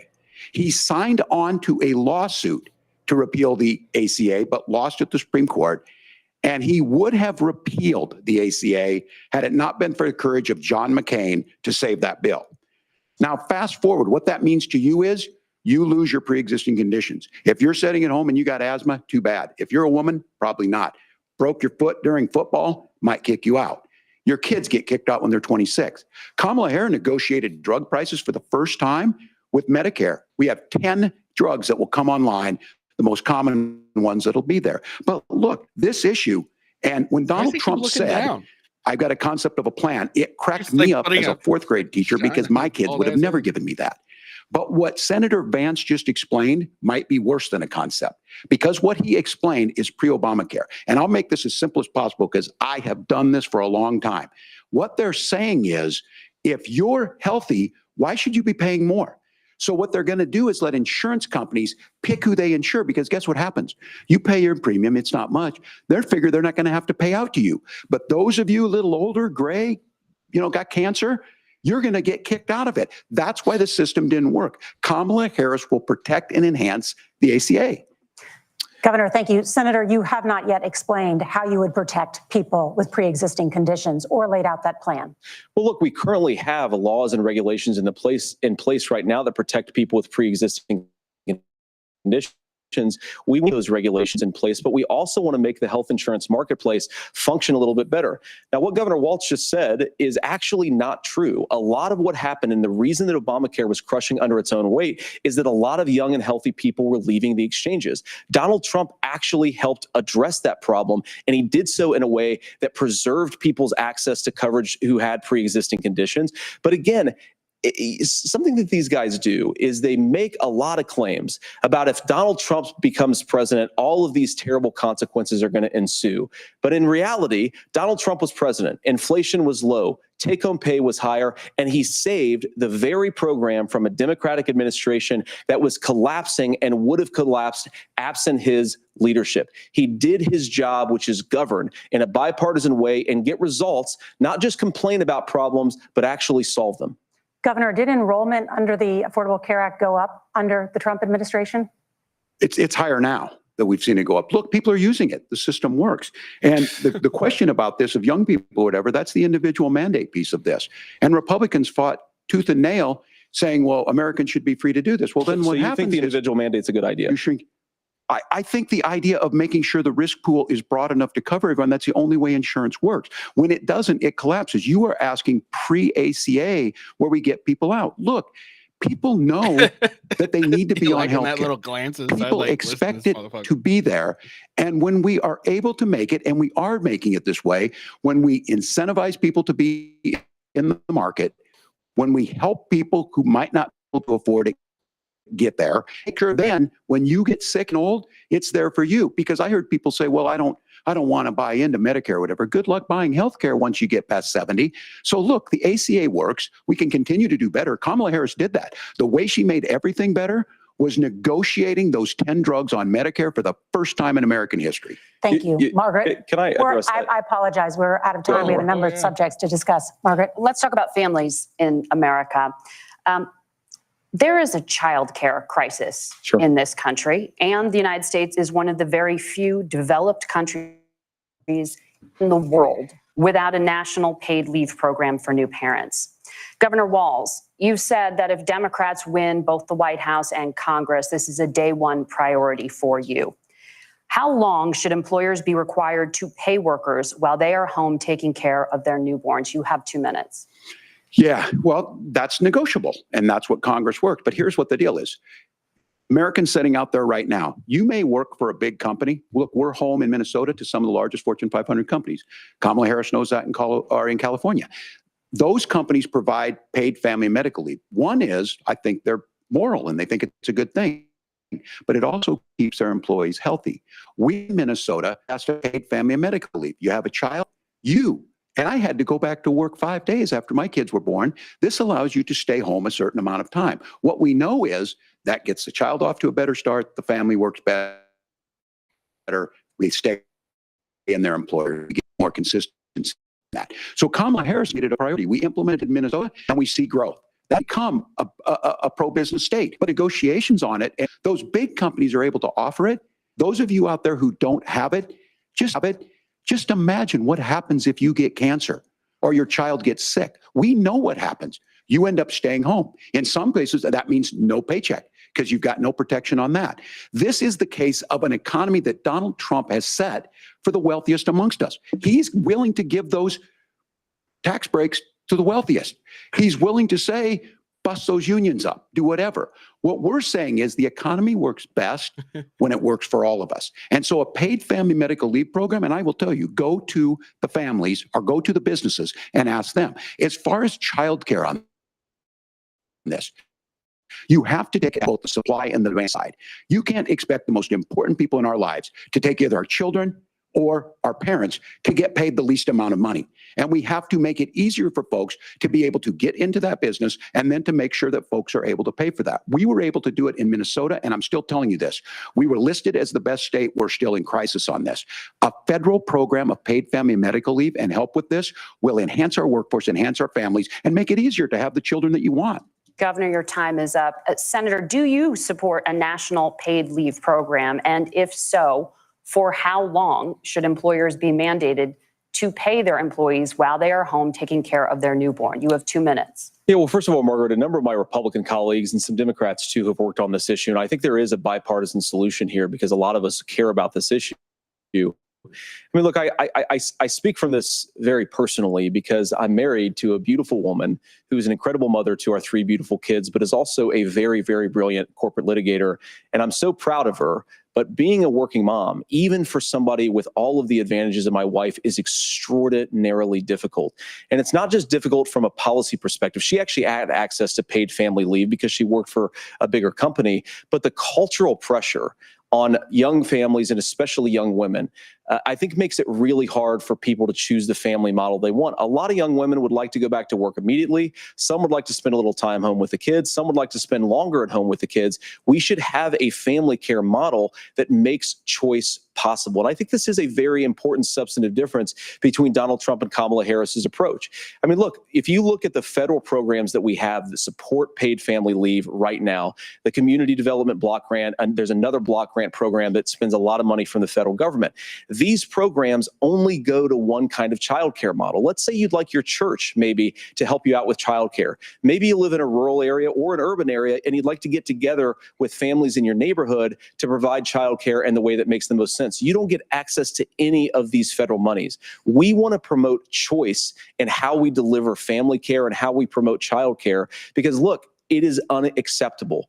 And, of course, Tim and I have been on the campaign trail a lot the past 7 or 8 weeks. And one of the biggest complaints I hear from young families is people who feel like they don't have options, like they're choosing between going to work or taking care for their kids. That is an incredible burden to put on American families. We're the only country that does it. I think we could do a heck of a lot better.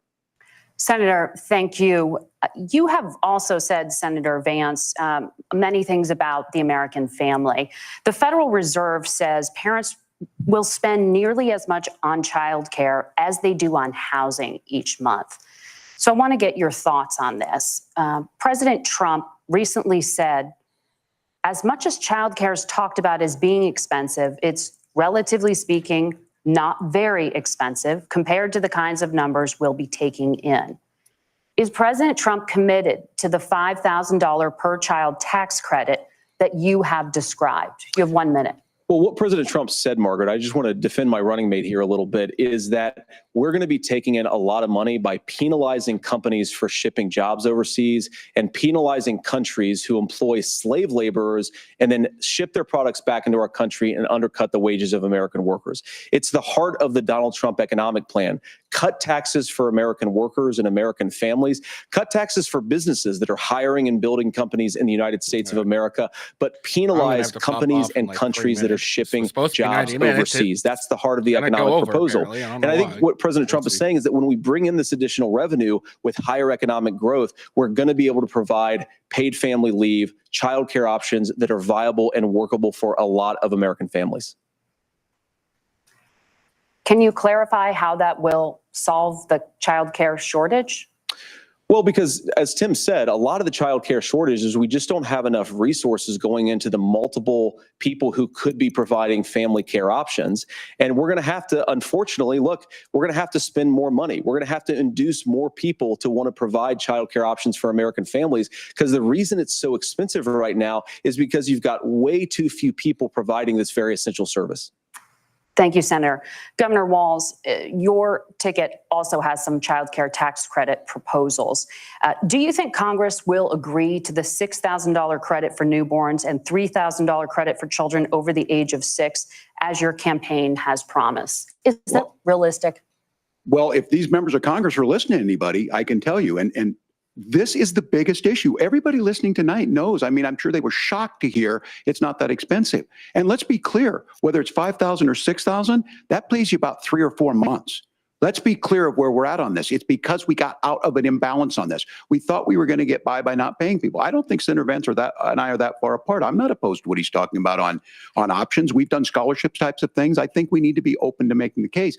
But the issue here is, the question you asked is, you're not going to pay for it with these tariffs. That's just adding another $4,000 on the family and taking less. So not only do they not get the money to pay for that, they're $4,000 in the hole. That's Wharton School. That's his alma mater. And so I think the issue here is, if those members of Congress, I can't believe they're not. When I go to businesses, sure, they'll talk about taxes sometime, but they will lead with childcare and they will lead with housing, because we know the problem is, especially in a state like Minnesota, we need more workers because our economy is growing, but we need the workforce. Oh, maybe you should. Governor, thank you. We need to move on. Nora? Let's talk about the state of democracy, the top issue for Americans after the economy and inflation.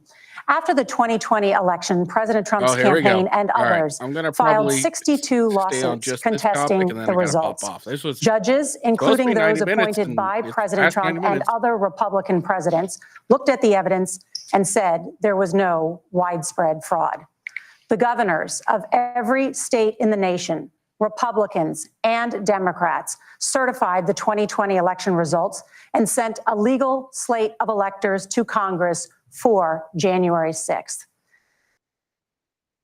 Senator Vance, you have said you would not have certified the last presidential election and would have the state submit alternative electors. That has been called unconstitutional and illegal. Would you again seek to challenge this year's election results, even if every governor certifies the results? I'll give you 2 minutes. Well, Nora, first of all, I think that we're focused on the future. We need to figure out how to solve the inflation crisis caused by Kamala Harris's policies, make housing affordable, make groceries affordable, and that's what we're focused on. But I want to answer your question because you did ask it. Look, what President Trump has said is that there were problems in 2020, and my own belief is that we should fight about those issues, debate those issues peacefully in the public square, and that's all I've said, and that's all that Donald Trump has said. Remember, he said that on January the 6th, the protesters ought to protest peacefully. And on January the 20th, what happened? Joe Biden became the president, Donald Trump left the White House, and now, of course, unfortunately, we have all of the negative policies that have come from the Harris-Biden administration. I believe that we actually do have a threat to democracy in this country, but unfortunately, it's not the threat to democracy that Kamala Harris and Tim Waltz want to talk about. It is the threat of censorship. It's Americans casting aside lifelong friendships because of disagreements over politics. It's big technology companies silencing their fellow citizens. And it's Kamala Harris saying that rather than debate and persuade her fellow Americans, she'd like to censor people who engage in misinformation. I think that is a much bigger threat to democracy than anything that we've seen in this country in the last 4 years, in the last 40 years. Now, I'm really proud, especially given that I was raised by two lifelong blue-collar Democrats, to have the endorsement of Bobby Kennedy Jr. and Tulsi Gabbard, lifelong leaders in the Democratic coalition. And of course, they don't agree with me and Donald Trump on every issue. We don't have to agree on every issue, but we're united behind a basic American First Amendment principle that we ought to debate our differences. We ought to argue about them. We ought to try to persuade our fellow Americans. Kamala Harris is engaged in censorship at an industrial scale. She did it during COVID. She's done it over a number of other issues. And that, to me, is a much bigger threat to democracy than what Donald Trump said when he said that protesters should peacefully protest on January the 6th. Governor? Well, I've enjoyed tonight's debate, and I think there was a lot of commonality here, and I'm sympathetic to misspeaking on things, and I think I might have with the senator. Me too, man. There's one though that this one is troubling to me, and I say that because I think we need to tell the story. Donald Trump refused to acknowledge this, and the fact is that I don't think we can be the frog in the pot and let the boiling water go up. He was very clear. I mean, he lost this election, and he said he did. 140 police officers were beaten at the Capitol that day, some with the American flag, several later died. And it wasn't just in there. In Minnesota, a group gathered on the state capitol grounds in St. Paul and said, we're marching to the governor's residence and there may be casualties. The only person there was my son and his dog, who was rushed out crying by state police.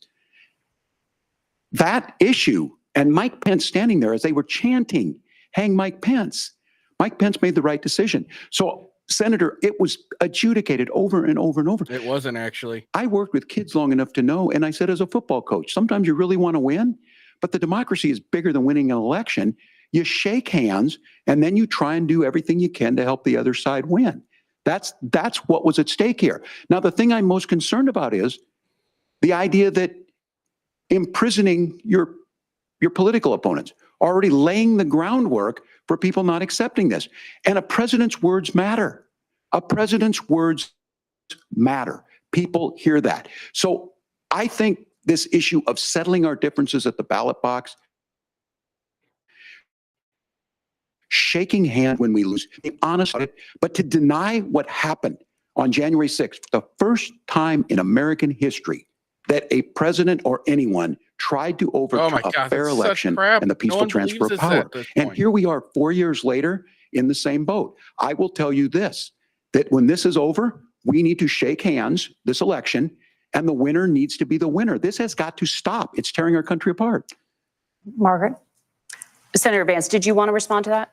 Yeah, well, look, Tim, first of all, it's really rich for Democratic leaders to say that Donald Trump is a unique threat to democracy when he peacefully gave over power on January the 20th, as we have done for 250 years in this country. We are going to shake hands after this debate and after this election. And of course, I hope that we win, and I think we're going to win. But if Tim Waltz is the next vice president, he'll have my prayers, he'll have my best wishes, and he'll have my help whenever he wants it.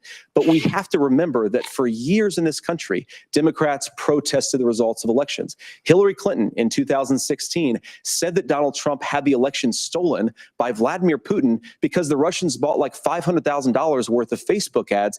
This has been going on for a long time. And if we want to say that we need to respect the results of the election, I'm on board. But if we want to say, as Tim Waltz is saying, that this is just a problem that Republicans have had, I don't buy that. Governor. January 6th was not Facebook ads. And I think a revisionist history on this. Look, I don't understand how we got to this point. But the issue was that happened. Donald Trump can do it. And all of us say there's no place for this. It has massive repercussions. This idea that there's censorship to stop people from threatening to kill someone, threatening to do something, that's not censorship. Censorship is book banning. We've seen that. We've seen that brought up. I just think for everyone tonight, and I'm going to thank Senator Vance.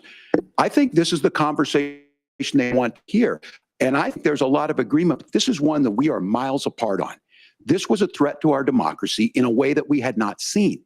And it manifested itself because of Donald Trump's inability to say. He is still saying he didn't lose the election. I would just ask that. Did he lose the 2020 election? Tim, I'm focused on the future. Did Kamala Harris censor Americans from speaking their mind in the wake of the 2020 COVID situation? That is a damning non-answer. It's a damning non-answer for you to not talk about censorship. Obviously, Donald Trump and I think that there were problems in 2020. We've talked about it. I'm happy to talk about it further. But you guys attack us for not believing in democracy. The most sacred right under the United States democracy is the First Amendment. You yourself have said there's no First Amendment right to misinformation. Kamala Harris wants to use the power of government and big tech to silence people from speaking their minds. That is a threat to democracy that will long outlive this present political moment. I would like Democrats and Republicans to both reject censorship. Let's persuade one another. Let's argue about ideas, and then let's come together afterwards. You can't yell fire in a crowded theater. That's the test. That's the Supreme Court test. Tim, fire in a crowded theater. You guys wanted to kick people off of Facebook for saying that toddlers shouldn't wear masks. Senator, the governor does have the floor. Fire in a crowded theater. That is criticizing the policies of the government, which is the right of every American. Senator, the governor does have the floor for 1 minute to respond to you. Yeah. Well, he's the one who asked. I don't run Facebook. What I do know is I see a candidate out there who refused, and now again, and this, I'm pretty shocked by this. He lost the election. This is not a debate. It's not anything anywhere other than in Donald Trump's world. Because look, when Mike Pence made that decision to certify that election, that's why Mike Pence isn't on this stage. What I'm concerned about is, where is the firewall with Donald Trump? Where is the firewall if he knows he could do anything, including taking an election, and his vice president's not going to stand to it? That's what we're asking you, America. Will you stand up? Will you keep your oath of office, even if the president doesn't? And I think Kamala Harris would agree. She wouldn't have picked me if she didn't think I would do that, because of course that's what we would do. No, she picked so you America, I think you've got a really clear choice on this election of who's going to honor that democracy and who's going to honor Donald Trump. Governor, your time is up. Thank you, gentlemen. We will be right back with both of our candidates, the CBS News vice presidential debate. All right. So I'm hoping that it's probably going to be closing arguments next, but I don't really have time. I got to skedaddle. I got to do some family stuff. So I hope you guys enjoy the video. Make sure you like and subscribe. Give me a follow. Who do you think won the debate so far? Is it JD Vance or was it Tim Waltz? I think it's JD Vance, very clearly. But who do you think? I hope you have a good day. Peace out and see you later.